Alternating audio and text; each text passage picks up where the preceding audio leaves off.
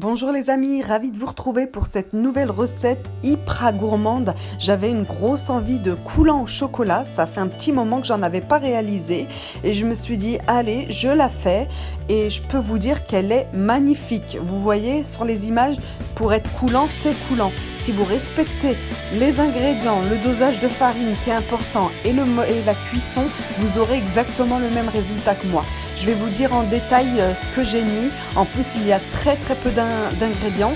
En 10 minutes à peine, votre coulant est réalisé et trop bon, vous allez voir. Donc pour cela, il vous faudra couper en morceaux 130 g de beurre demi-sel, car vraiment quand c'est salé, c'est encore meilleur, et 160 g de carrés de chocolat noir.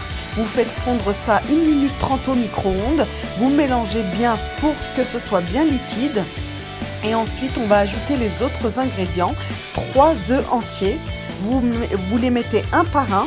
Donc vous mettez un œuf, vous mélangez bien, vous mettez le deuxième œuf, vous mélangez, et le dernier œuf, et on mélange bien tout ça. Ensuite, on va ajouter notre sucre. Vous allez mettre 120 g de sucre. Vous mélangez bien.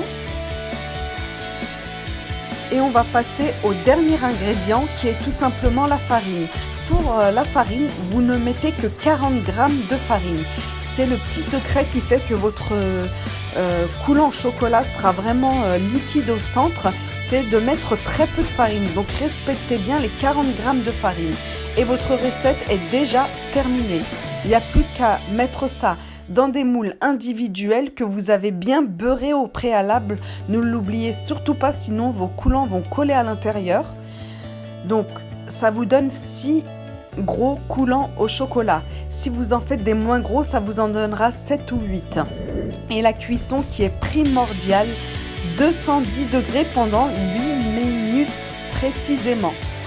N'oubliez pas, au bout de 8 minutes, s'il faut, mettez votre chronomètre, mais ne laissez pas plus de 8 minutes si vous voulez un résultat comme le mien.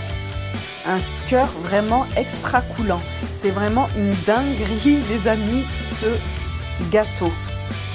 Je peux vous dire que j'en avais envie, je me suis bien fait plaisir avec un bon petit expresso. Un espresso, c'était magnifique.